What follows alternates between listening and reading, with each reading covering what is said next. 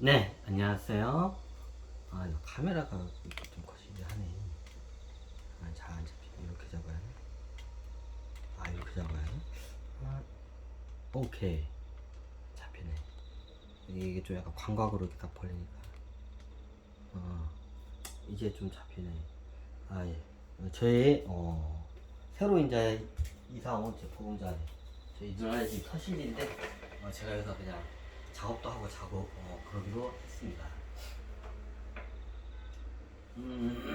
오늘은 뭐 저기 주식 제가 아무래도 추석 되기 전에 여러분들한테 한번 선물을 좀 한 저기 삼사할까 합니다.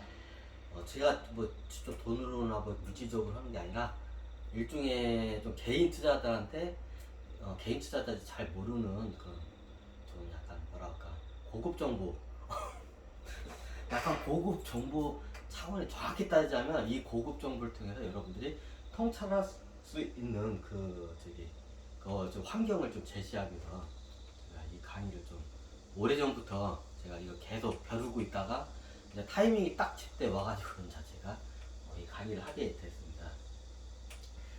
제가 일단 지금 여기 모니터가 움직이는데 한번 제가 새로운 각도로 한번 좀 뭔가 있어 보이기 위해서 제가 제 태블릿 저기 삼성 거 태블릿이 큰 걸로 해서 했어요.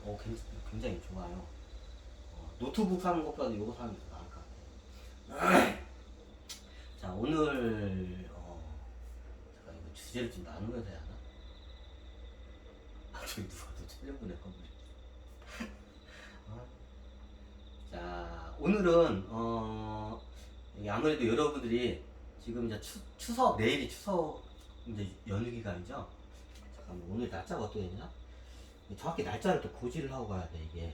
나중에 날짜를 보지 않고 다른 날짜 상태에서 이 강의를 듣고 엉뚱한 판단을 하면 안 되기 때문에 현재 날짜가 서기 2022년 오늘이 9월 8일 목요일입니다. 오후 12시 59분 요 상태에서 여러분들한테 지금 강의를 오늘이 백로네요. 우리나라 24개인데 오늘 백로 계절이 딱 백로 계절 되면 뭐 같으냐면 약간 좀 우울증이 생겨요. 이게 가을 우울증들이 있죠. 이제 백로가 되면 가을 우울증이 이렇게 시금시금 올라와요. 예전에 저 동어거든 걸륜제도 딱 요맘때가 되면 가을 우울증이 생겨요. 왜? 이제 겨울이 되고 뭔가 여름 동안은 이게 딱 되게 화끈했는데 뭔가 이제 이게 죽는 느낌이에요. 이게 백로라는 계절이에요. 그래서 백로라는 계절이 보면 이때부터 어떤 증조 현상이 나냐? 겨울이 되면 다 모든 저기 뭐냐 낙엽도 떨어지고 곤충도 다 죽고 그러잖아요. 그럼 어떻게 되냐? 백로 이때부터 증조 증상이 하나하나씩 일어나요. 자, 왜 이 얘기를 하냐고요? 지금이 마치 주식시장에 백로와 같은 때예요. 이런 말하고는 좀 미안한데 지금이 백로와 같은 지금 시기에 이제 백로가 되면 백로가 왜 백로런가 했더니 하얀 이슬이 맺히는 뭐 이게 저기 계절이라서 백로라고 해요. 하얀 이슬이 맺힌다면 이제 조금만 있으면 이제 가을이 이제 여름은 지나가고 이제 가을에서 이제 추워지기 이제부터는 온도가 이제 계속 이제 저기 본격적으로 겨울에 접어드는 조금씩 이게 추워지는 날짜가 돼요. 그럼 약한 동물들부터 뒤지기 시작해요. 예를 들면 곤충 같은 애들부터. 좀 어떤 느낌인지 아시겠죠? 지금이 마치 안 그래도 오늘이 백로인데 지금이 주식시장의 그 계절로 보면 지금이 딱 백로와 같아요. 조금만 있으면 다 이제 뒤지겠죠. 저기 겨울이 오면 다 뒤지겠죠. 마치 백로와 같아요. 이제 요거를 제가 한번 좀 설명을 드리기 위해서 해요. 자, 그 첫 번째 증조 현상 뭐가 일어나냐? 세계에 있는 모든 중앙은행들이 대부분 기준금리를 인상하고 인플레이션을 막기 위해서 어떻게 했냐요?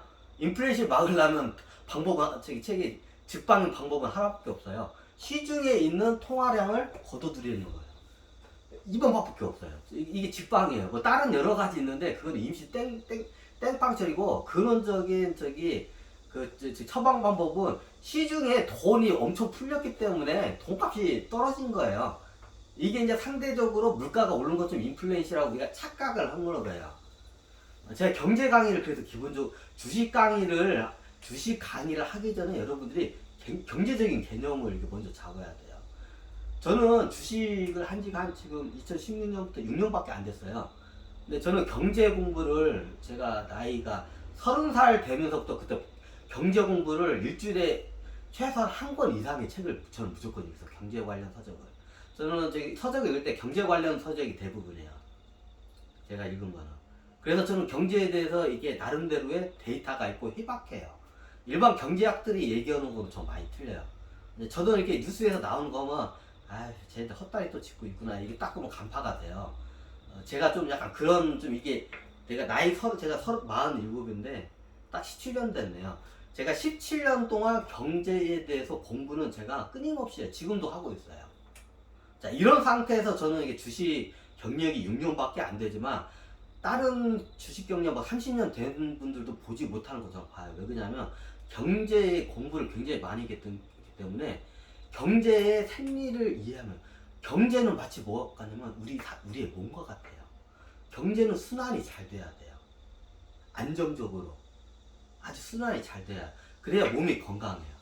똑같아요. 인간의 몸과 한 나라의 경제, 세계의 경제도 똑같아요. 다 연결이 되게 돼요. 순환이 잘 돼야 돼요. 그래야 경제는 잘 돌고 돈도 잘 돌고 순환이 잘 돼야 돼요. 그럼 지금은 뭐 순환이 안 되나요? 여러분도 못 느끼시나요? 순환이 이상하게 되고 있어요. 왜 그냐? 지금 한 20년 가까이 동안 저기 세계에 있는 중앙은행들과 재정부나 이런 데서 정책을 잘못 핀 것들이 지금 이제 그 데미지가 이제 나타나기 시작해요. 자, 그때는 우리가 이제 희록봉을 맞은 거예요. 예전에 어떤 경제학가 하잖아요. 지금 지금 이게 기준금리 정책이나 이게 예전에 양적 완화라는 거 있잖아요. 양적 완화라는 건 돈 찍어가지고 시중에 뿌려가지고 경기를 이게 부추기는 게 양적 완화예요, 기본적으로.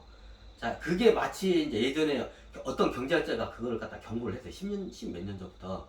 그거는 마치 병에 걸린 환자한테 마약을 투여하고 안 아플 것처럼 또 마약을 투여한 게 안 아프잖아. 너야 환자야 너 안 아프지 하니까 마약을 투여하고 안 아프니까 마약을 먹었으니까 당연히 안 아프지. 기분이 좋은 거야. 그러니까 마치 마약을 투여하는 것 같다고 예전에 경고를 많이 했어요. 저도 그거에 대해서 절대 공감했어요. 그게 한 2000년대 중반부터 그 소리가 계속 나왔었어요. 굉장히 이게 모든 중앙은행도 그렇고 정부에서 굉장히 이거 환율 정책을 굉장히 위험한 지금 걸 하고 있다고 이게 경제학자 석학자들이 그걸 계속 경고를 했었어요. 2000년도 한 중반부터 해가지고. 근데 그때부터 지금까지 계속 없어. 왜? 마약이 이렇게 환자가 마약을 해가지고 좋은 거야.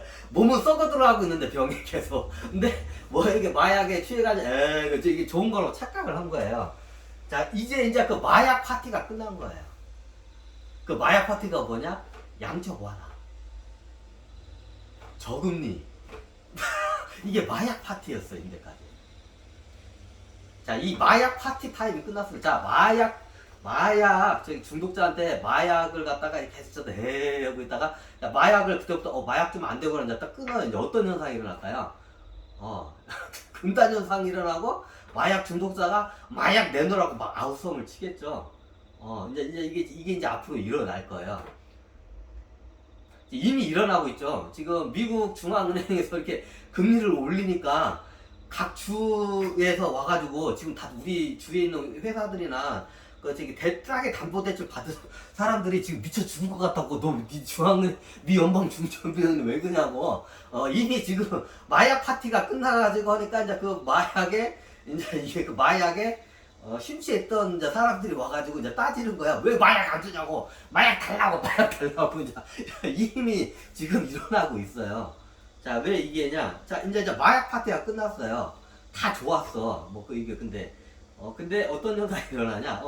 자, 마약 파티를 마약을 왜 더 이상 투여를 썼냐? 미국이 지금 거의 두 자릿수 때에 9점 몇 프로 실제로 두 자릿수 때 넘은 걸 알고 있어요. 두 자릿수 때 인플레이에 지금 들어왔어요. 이제 감당이 안 돼. 그러면 이게 쓸 수 있는 방법은 하나예요. 시중에 있는 돈 통화량을 어떻게든 수단과 방법을 가지 않고 이거를 긁어내야 돼요. 그래야 인플레이가 잡혀요. 이게 근본적인 거로 잡는 방법 그거밖에 없어요. 자, 그래서 이제 어떤 현상이 일어나는지 이게 볼게요. 자, 미 연방준비은행은 지금 0%대부터 해서 거의 0%대 뭐 공짜 금리였죠. 공짜 금리에서 지금 2.5%까지 올렸다 했죠. 제가 예전에 봤지만 미 연방준비은행 기준금리 2.5%도 겁나게 싸요. 근데 이미 지금 다 아우성 치고 있죠. 지금 다들 미 연방준비은행 해가지고 야 너 왜 그냐 새끼야 금리 올리니까 우리 죽을 것 같잖아. 자 이게 이제 균형이 인데까지 깨졌던 거예요.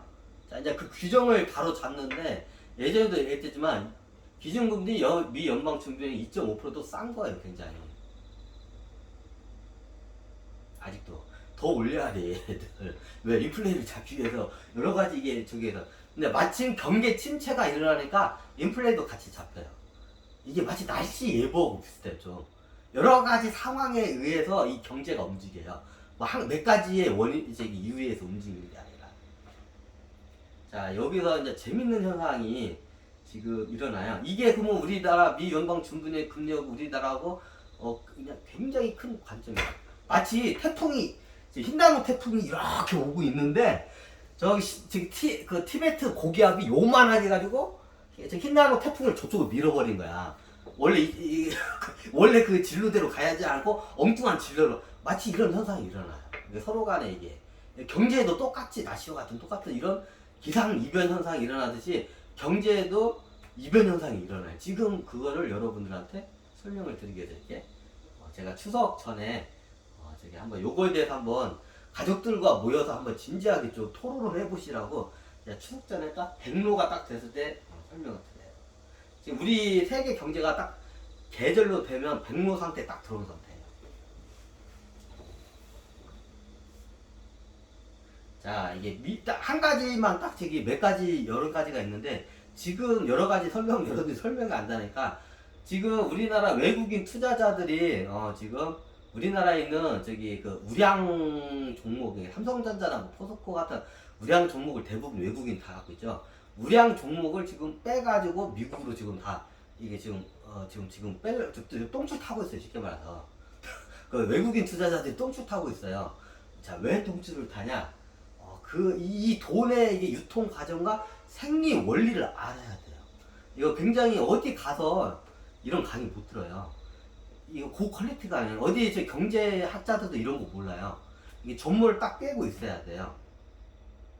예전에 제가 돈의 유통 과정과 돈이 어떻게 은행을 거쳐서 어떻게 유통이 되는지 제가 설명을 한 적이 있어요. 그걸 한번 다시 보시길 바래요. 그래 이해가 하기 쉬울 거예요. 자, 시중에 인플레이를 잡기 위해서 어떻게 하냐?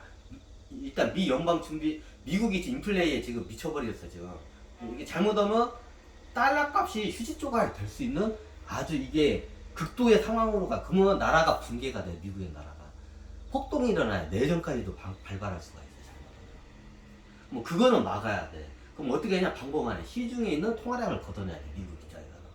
이게 원래 그 전에 그걸 갖다 균형을 맞춰서 가는데 인데까지 이제 마약을 주니까 뭐 다들 그래서 전 세계 경제가 이러고 있었던 거야. 특히 미국 경제가 헤벨레하고 있었던 거야. 이게 구름 위에 떠 있었던 거 쉽게 말해서 이게 미국이 이게 이제 이거를 감을 잡으셔야 돼요.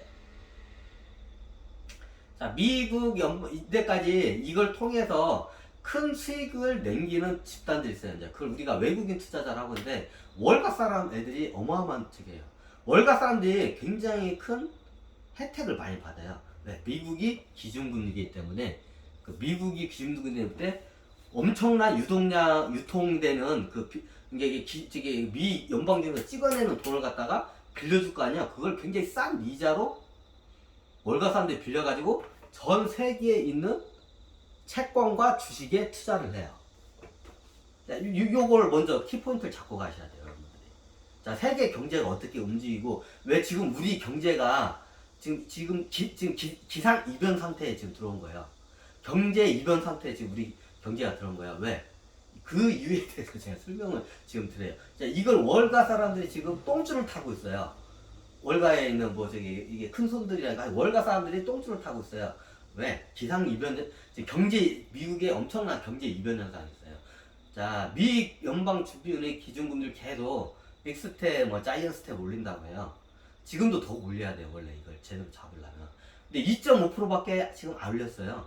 자, 지금 오늘 날짜로 이렇게 미 연방준비은행의 기준금리를 한번 제가 볼게요. 자, 기준금리를 보시면, 자, 미 연방준비은행이 2.5%. 자, 우리나라 한국 기준금리이 2.5% 똑같아요. 그리고 이게 유럽 중앙은행이 0.5%. 이게 유럽 중앙은행은 얘네들 지금 이게 골 때리는 상황인데 얘네들은 완전히 이게 어떤 경제학자 그 얘기를 하더라고. 유럽의 EU죠. EU의 경제는 시체 경제라고 해요. 시체처럼 이게 시체계예요. 이제 그걸 따라가는 게 일본 저거예요. 그래요. 영국 은행은 1.75%예요. 영국은 탈퇴를 했죠. 이후로부터 그 브릭스인가 뭔가 해가지고 그 영국 중앙은행 1.75%까지 올렸어요. 왜요? 영국 중앙은행은 시체 같이 가면 같이 시체 상태로 가기 때문에 탈출을 한 거예요. 이게 골 때리는 현상이 일어나요. 자, 일본이라는 게 보면 기준금리가 이게 골 때 0.1%예요. 얘네들도 거의 시체 경제에 이게 들어가요. 이제 이걸 봤는데, 자, 그리고 여기 중국 인민중앙은행의 3.65%예요.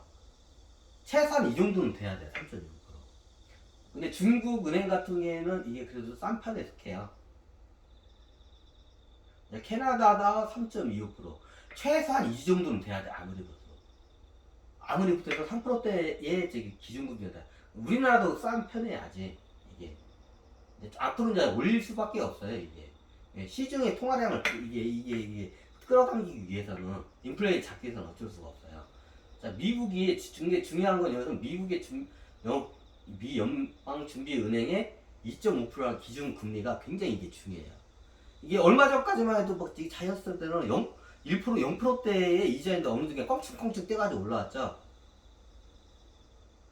그럼 미 연방준비에서 0%대의 대출을 해줬을 거 아니야. 그죠? 옛날에 대출했을 거 아니에요. 근데 이게 기준금리가 오르니까 당연히 금리가 다 오르게 되죠. 너무나 당연하죠. 자, 미 연방준비은행은 돈을 찍어서 자, 그걸 누구한테 빌려주나요? 네, 은행한테 빌려줘요. 이제 우리나라 따지면 뭐 국민은행, 하나은행, 뭐 저기 우리은행, 신한은행 이런 4대 금융 주주가 있잖아요. 미국에도 이제 그런 큰 신용도가 좋고 이게 거대한 자본을 굴리는 은행들이 있어요. 대부분 그런 은행한테 빌려줘요. 이런 조그마한 은행한테 안 빌려줘요. 얘들 언제 도산할지 못 빌려줘요. 신용이 안 되니까. 신용도가 좋은 이게 굉장히 글로벌한 은행들한테 빌려줘요. 누가? 미 연방준비은행이 빌려주는 금리가 그게 기준금리예요. 일반 은행한테 빌려주는 게. 자, 이해를 하셔야 돼요. 예전에 0%대에 빌려줬었어. 자, 예전에 0%대에 0.몇 %대에 빌려줬었어. 누가?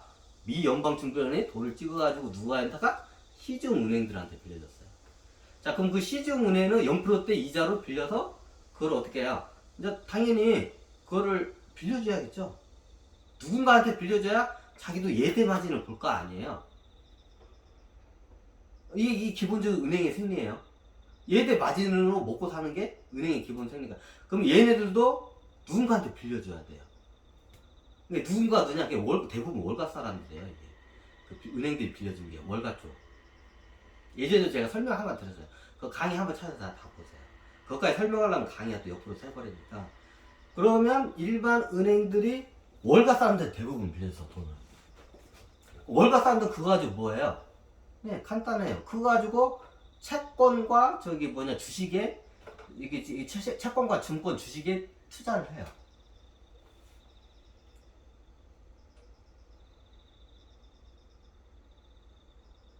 근데 얘네들은 우리는 은행으로 빌릴 때부터 이게 금리가 비싸요. 왜? 신용도가 없기 때문에.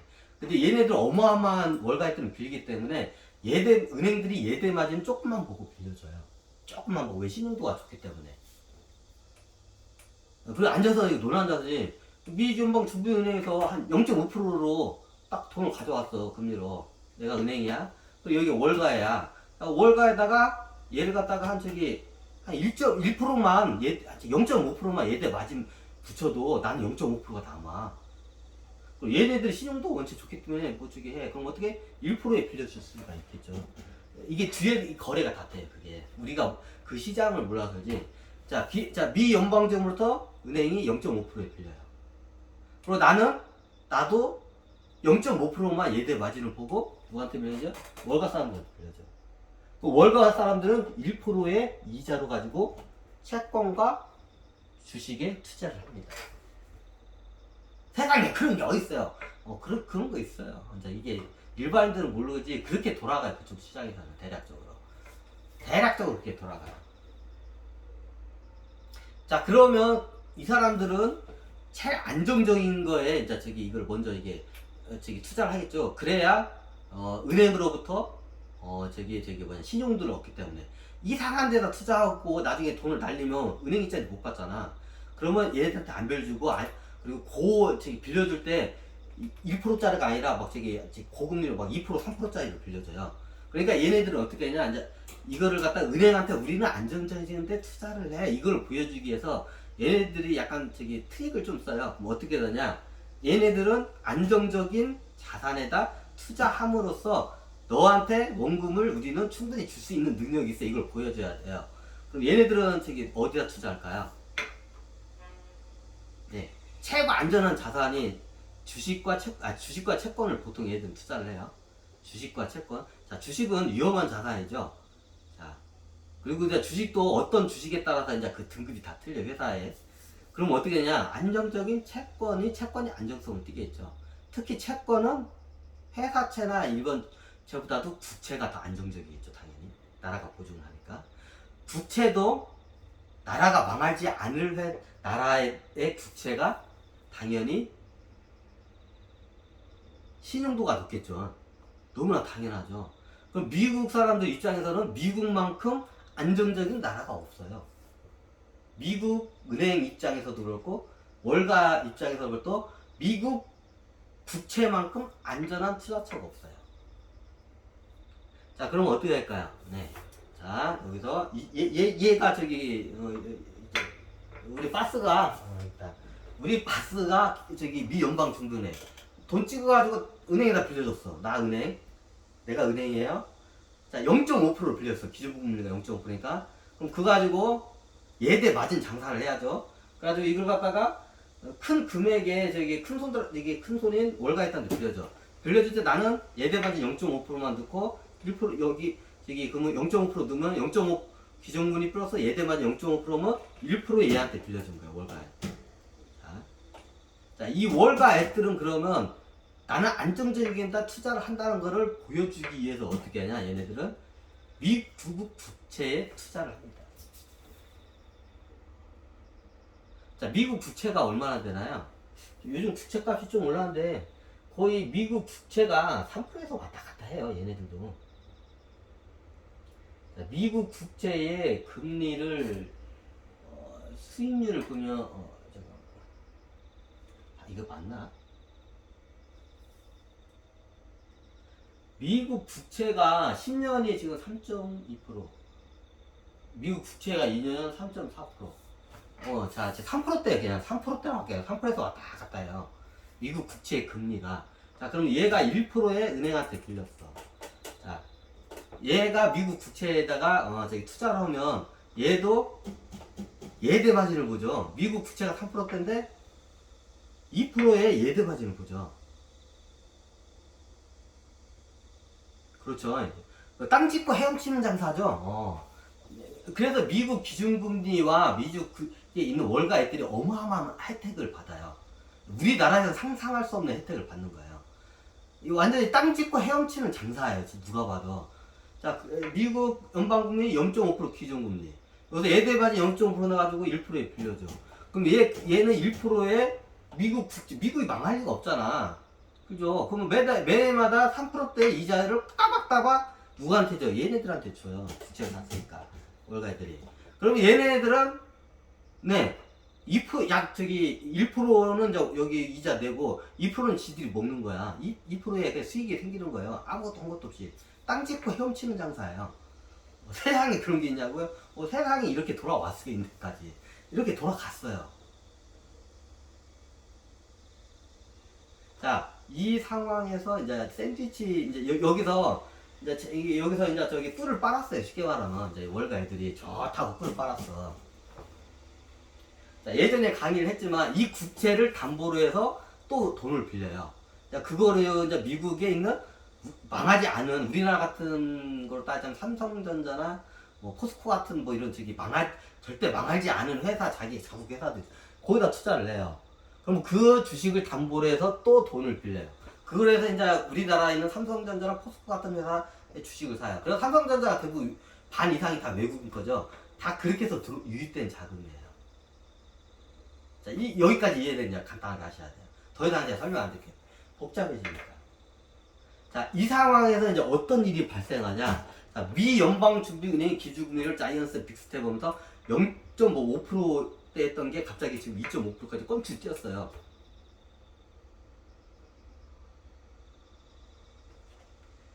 자, 그러면 저희 미 연방준비 예전에 0.5% 줬는데 지금은 2.5%에 이제 지금 올렸어. 금리를 은행에다가.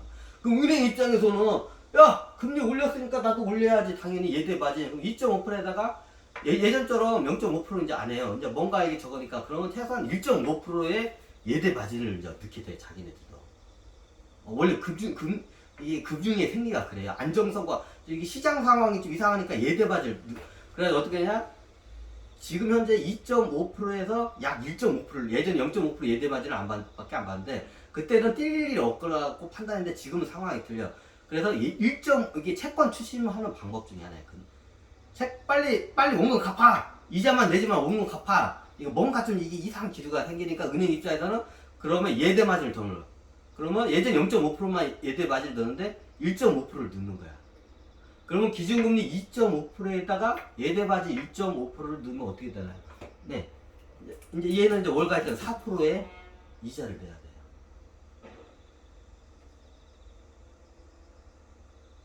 어떤 느낌인지 아시죠? 자, 우리들 입장에서 생각하면 안 돼요. 전 세계 돌아가는 이게 월가들 애들 입장에서 우리가 좀 생각해야 왜 지금 이상한 현상이 일어난지를 우리가 이게 지금 돈이 지금 전 세계에 있는 돈이 지금 미국으로 다 빨려 들어가는 현상이에요. 우리나라에 있는 돈들이 지금 외국인들이 이제 왜 이런 현상이 일어나는지 아셔야 돼요. 자, 4%로 올렸어. 야, 나 은행이 이제 월가 니들 4% 기준금리에다가 우리 애들만 4%. 얘네들이 야 씨발 갑자기 우리 게 어딨어?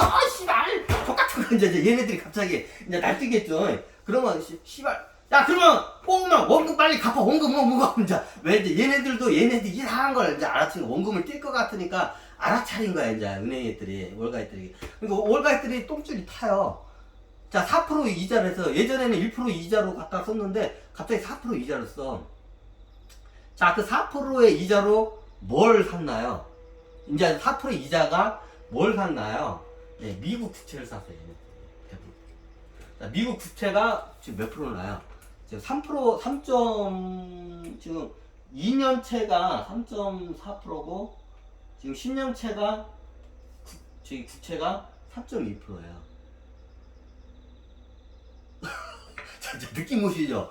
예전에 은행으로부터 1% 가지고 장사 잘 해먹었어. 미국 국제 사면 그냥 저기 땅 잡고 헤엄치는 장사를 할 거예요. 누워서 떡 먹기 장사를 했던 거야. 좋은 시절이었지. 이제 얘네들이 이제 이게 근데 4% 1% 했던 게 4% 오른 거야. 자기네들이 이제 이게 은행에서 4%를 딱 때려버린 거야. 이제 야 4% 갚어.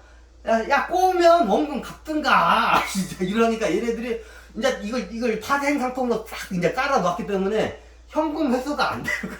저기 그게 갑자기 안 돼. 그러니까 얘들이 이제 꼬우면 갚든가 은행들이 그러니까 얘들 갑자기 월급이 이제 이렇게 되는 거예요 지금. 그러면 얘네들이 미국 국채를 해서 인데까지 꿀을 빨았어요. 계속 수익을 남겨서 이게 땅 짓고 깜짝이 장사로 1% 이자를 내면서 자기들은 국채 이자가 3%, 3점 몇 프로도 이자가 나왔으니까. 자, 이제 근데 지금은 4%대로 이제 다 최하 4%대로 넘어갔어 지금 얘네들이. 자, 이 월가액 4%대로. 자, 국채 이제 은행에다는 4% 이자를 내주고 자기가 투자한 국채에서는 이자가 3.2%야, 3.4%야.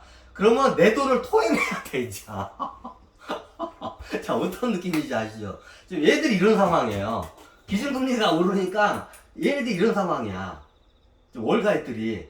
지금 월가액들이 지금 미쳐 죽으려고 해, 지금. 그 사람들이부터, 외국인 애들, 외국인 애들이 지금 우리 시장에, 대한민국 시장에 들어와야 주가도 오르고, 우리도 그 뭐 어떻게 해먹을, 이제 기관 투자자 애들 지금 외국인 똥구멍만 쳐먹, 이게 또 이거 변호감 밑에서, 우리나라 기관 투자들은 이게 기본 전략이 외국인 애들 똥구멍 쳐다보는 게 전략이에요. 근데 얘네들은, 기관 애들은 이 원리를 잘 몰라. 이 생리를 갖다가. 그래, 우리나라 기관 투자자들 하면, 이게 딱 하늘 위에 있는 외국인 똥구멍만 쳐봐. 저 똥구멍에서 똥이 떨어져야 우리도 그거 받아먹는데. 뭐, 제주도 뭐 똥돼지잖아. 예. 우리나라 기관 투자자들은, 그, 돼지들, 돼지, 똥돼지 애들이야. 똥 나오는 거 그거 먹으려고, 이러고 있는 형상이에요. 저 기관 투자자 애들이, 감을 못 잡고 외국인들이 얘네들이 보니까 외국인 애들이 지금 설사떡 피똥을 싸고 있는데 뭔가 있는데 그 이유를 모르는 거야. 피똥 싸고 있다는 건 알고 있는데 왜 저런지 몰라. 이 근본적으로 따르면 다 이거예요. 그러니까 기관 투자를 또 우왕좌왕해. 이게 외국인 애들 똥구멍을 쳐보니까 설사똥 나왔다가 피똥 나왔다가 막 그러는 거야. 쟤들 왜 그런지 뭐 잘못 먹었나? 잘못 먹었어요. 지금 미국 국채를 잘못 먹었어요, 얘네들이, 지금. 자, 얘네들이 장기 국채가 있어요, 10년째 장기 국채를 투자했겠죠. 그럼 3%대겠죠. 자기는 4%대에 이자로 사와가지고 국채에다가 3%대 이자를 받고 있어. 자기 돈을 이제 뱉어내야 돼요. 이게 이제 원체 청락적인 돈이기 때문에 예전에는 꿀을 빨고 그거를 이제 회사 운영하고 비용 처리하는데 이제 그걸 다 썼어. 근데 지금은 비용은 비용대로더라고. 회사가 이제 투자한 데서 이자를 거꾸로 이자가 더 많이 나가.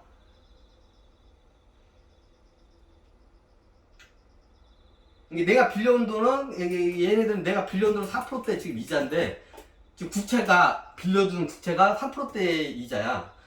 그럼 내 돈을 토해가지고 이게 이자를 갚아줘야 돼. 자, 이거를 보고 있는 중앙은행도 이걸 바라보고 있고, 민방주금도 바라보고, 여기 미국에 있는 은행들 있죠. 내가 돈을 빌려준, 월가에다 빌려준 은행도 이 꼬라지를 보고 있어. 자, 이 꼬라지를 보고 있으면 얘네들이 지금 투자를 잘못했다는 게 딱 하고, 얘네들 조금만 있으면 이제 원금 못 갚을 게 이제 눈에 뻔히 보여, 은행 앞에서. 그럼 은행 입장에서 어떻게 하나요? 채권 추심을 할 수밖에 없어, 얘네들한테. 월가이들한테. 그럼 채권 추심을 은행은 채권 추심을 이렇게 먼저 해요. 야, 그러면 너희들 우리가 봐줄 테니까 이자하고 원금을 같이 상환을 해라. 자, 이 상황에서 이자하고 원금을 같이 상환하기가 굉장히 힘든 상황이에요. 피똥 싸고 있는 상황에 이자도 지금 내기 바빠 죽겠는데 지금 적자나면서 지금 원금까지 갚으래. 원금씩 갚아라. 조금씩 갚아라. 안 그러면 니들 니들 못 믿는다. 이제 이거 그러면 니들 한번 우리가 이게 저거 한다. 이제 이게 얘네들이 갖고 있는 포트폴리오에 자산 어디다 투자한 걸 얘네들 다 알아. 은행들도 이제 손실을 겁나게 되고. 자, 우리나라에다 투자를 많이 했어요. 얘네들이 한 3,000선에 다 대부분 들어왔어. 예전에 2000이래 1,300까지 떨어졌다가 1,500인가? 1,500에 다 털고 도망갔어. 얘네들 대부분 1,500, 600에 우리나라. 근데 나중에 얘네들이 동학 개미운동하고 3,000선까지 오니까 뭐가 있는가 보다 하고 3,000선에 멍청하게 들어왔어. 그리고 얘네들이 지금 물려있어요. 우리나라 주식에 다. 지금 외국인 애들이 다 물려있어.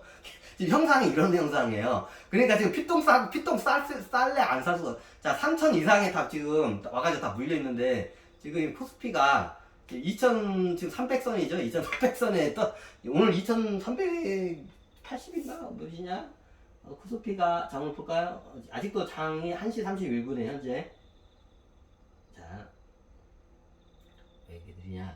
코스피 2,390. 하여튼 2,300대에 2,300선대에 지금 물려 있어요. 야, 야, 얘네들 어떻게 하냐? 손실이 겁나게 많이 났어요, 현재. 근데 얘네들 입장에서 지금 고환율, 우리나라의 지금 환율이 오늘 날짜로, 지금 날짜로 1379원이에요. 1379원. 자, 그러면 얘네들 입장에서 우리나라에 지금 얘네들은 지금 이게 은행에서 닥달을 해. 채권 치면, 야, 진짜 찌르는 거야. 야, 월가야. 야, 월가, 니들 못 믿겠어. 야, 니네들 이자만 내는 거는 안 돼. 원금도 같이 상환해. 매달마다. 원금 부분적으로 얼마씩 상환해. 이게 찌르는 거야. 야, 월가. 내가 은행이야. 월가, 야, 니들 못 먹여서 찔러. 원금도 같이 상환해. 여러분들, 빚쟁이의 빚에 쪼달린 빚쟁이의 그 심리를 모를 거예요. 그러면 이게 미쳐버리는 거야, 이제. 자, 이제, 미국, 내가 은행이야, 미국 은행. 미국 은행이 이제 저기 4%대 해가지고, 그러니까 얘네들이 손실만 계속 보고 있어. 그러니까, 이제 내 원금 뛰게 생겼잖아. 뛰면 안 되잖아, 은행에서는. 그래서 채권 추심을 하기 위해서 먼저 원금 상환을 하라고 이게 먼저 해요. 근데 원금 상환이 돼야 안 돼. 지금 피똥 싸고 있는 상황에 손실 검토하게 하는데 원금 상환이 안 돼. 그러면 어떻게 되냐? 은행에서 두 번째 단계에 들어가, 원금 상환이 안 되면. 그러면 너 이자 올린다? 그럼 이자를 계속 올려요. 조금씩. 이제 예대 마진 올려요. 자, 기준금리 2.5%인데, 야, 안 되겠다. 1.5% 예대 마진에서, 일단 2% 올려. 그러면 기준금리 2.5%에서 2%가 예대 마진을 드는 4.5%로 이제 올라가. 얘네들이. 자, 그럼 4.5% 올 테니까, 자, 이번에 4.5% 낼 테니까, 빨리, 원금 빨리 상환해! 원금 상환하면 내가 저기 4.5%에서 4.4%로 내가 내려줄게. 이제 이게 압박을 하는 거예요. 은행 입장에서 원금을 띄면 안 되잖아. 이자는 못 받더라도 원금은 띄면 안 되잖아.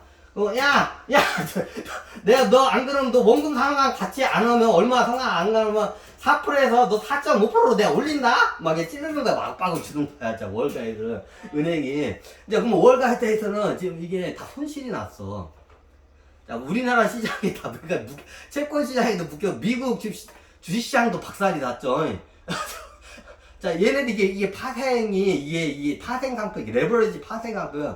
그럼 파생 상품 수익을 내면 극대화가 되는데, 손실을 내면 손실도 극대화가 돼요. 이게 파생 상품의 얘기죠. 이게 일종의 파생 상품이에요. 자, 국채에다 했다가 국채를 담보로 해서 미국에 있는 우량주를 샀다가 미국의 우량주에서 이제 우리나라 같은 이제 삼성전자 같은 우량주를 또 이거 샀다가 그걸 담보로 해서 또 이제 이렇게 해요. 얘네들이. 레버리지 파생을 몇 번을 해요, 이게. 그래서 파생 상품이 위험하다는 게 그거예요. 파생 상품 올 때는 수익이 극대화되는데, 손실을 낼 때는 이거는 완전히 그냥 깡통 나버려, 그냥 진짜. 빵원이 돼버리고. 그래. 자, 이거를 갖다가 은행이 다 지켜보고 있어. 은행은 바보가 아니거든. 미국의 은행도 똑똑해, 굉장히. 사이즈 보니까 얘 이자는 고사하고, 이 새끼들 원금도 못 갚게 생겼어. 아빠 그래요. 이제 찔러서, 4%에서, 너 4.5% 오른다. 이제, 찔막거리니까 그러니까 뭐가 있더라. 이제 지금 다 손실 났어. 자, 손실이 어디서 났는지 볼게요. 얘네들이 손실이 어디서 났. 자, 국채에서 투자했는데 국채 이자를 갖다가 국채 이자보다도 자기가 빌려온 저기 돈이 이자가 더 비싸요. 여기서 손실이 나요, 국채에서. 그죠? 계속 손실이 나요. 자, 두 번째 단계. 이 국채를 담보로 해서 뭘 냈나요? 미국에 있는 우량주들 샀어요. 자, 미국에 있는 우량주들 다 차트 보시죠, 뭐 나스닥이나 뭐 나우지 뭐 다 보면 딱 보면 알죠. 다 손실 났어. 자, 이거를 저기 담보로 해서 저기 미국에 있는 우량주 샀는데 얘네들 다 손실 났어. 여기서 한번 파생 삼톱에 여기 채권에서 손실 나고 미국에 있는 저기 우량주에서 손실 나자. 이 미국의 우량주를 담보로 해가지고 또 겁나게 또 돈 땡겨가지고 이제 써서 그걸 갖다가 우리나라 같은 이제 우량주, 이제 삼성전자나 포스코 같은 회사에다가 사놨어. 자, 얘네들이 들어온 때가 언제 되거든? 코스피 3,000선에 걸렸어요. 그럼 얘네들이 들어온 때가 아마 8만원 왔다 갔다 선에 들어온, 8만 전자에 들어온 거야, 얘네들이. 이제 뭐가 있으란가 보다 하고 8만 전자에 대고 들어왔어요. 자, 지금 어떻게 됐나요? 지금 자, 오늘 삼성전자가 지금 56,200원이네요. 지금 56,200원. 제 지인 중에서도 딱 정확하게 8만원에 들어왔어요. 우리 누나. 진씨 누나, 진씨왕 누나인데, 어저께인가 얘기하니까 자기 삼성전자 샀대. 얼마에 샀냐니까 8만원, 8만전자에 샀대. 내가 한마디 했어요. 누나야, 조금만 있으면 4만전자 될 거다. 누나도 반토막 때리고, 진짜 네가 문제다. 내가 약 올렸다는데, 괜찮아. 얼마 안 샀어. 몇백만 원치밖에 안 샀어. 뭐 이렇게 하는데, 몇백만 원치밖에 안 샀어. 그런 거야, 이제. 누나도 반토막 난다. 조금만 있으면 4만전자 된다. 내가 이제 이거 돌리기도 했는데, 아마 제가 봤을 때는 4만전자 될 확률이 굉장히 높아요. 이제 계속 저도 데이터를 뽑아야 돼요. 이게 상황이 막 이게 급변하기 때문에, 불변의 상황이 하기 때문에, 제가 봤을 때는 지금 5만원대까지 따졌죠. 56,100원이에요, 현재. 56,000원대까지요. 4만원대까지는 지금 이제 아마 떨어질 게 지금 눈에 딱 보여요, 이게. 왜 떨어질 수밖에 없는지 그 이유를 설명드릴게요. 자, 아까 설명드렸죠? 미국에 있는 우량주를 담보를 해서 또 돈을 빌려서 어디에 샀다고요? 우리나라에 있는 우리나라 같은 우량주를 사요. 그게 우리나라 우량주는 삼성전자, 포스코고 뭐 한국전력. 그냥 딱 보면 알아요. 시총값이 겁나게 많은데 외국인 보유율이 높은 회사도 있어요. 그런 회사에 투자한 거예요, 대부분. 자, 그런 회사들이 주식이 겁나게 떨어졌죠. 그러면 어디냐? 여기서도 거의 이제 삼성전자 여기서도 거의 반토막을 내먹었어, 손실을. 이게 파생 상품의 이게 이렇게 무서움이에요. 이게 한번 이 고리에 걸리면 걷잡을 수가 없이 이게 저거 해요. 근데 이게 중요한 게 뭐냐면, 여러분들 개인 투자자 중에 지금이 굉장히 아주 투자하기가 아주 좋은 시기에 들어왔어요, 지금. 그걸 여러분들한테 지금 선물을 제가 하기 위해서 이 강의를 해요. 자, 그 선물 이야기를 한번 여기서 한번 끊어야겠구나, 너무 길다.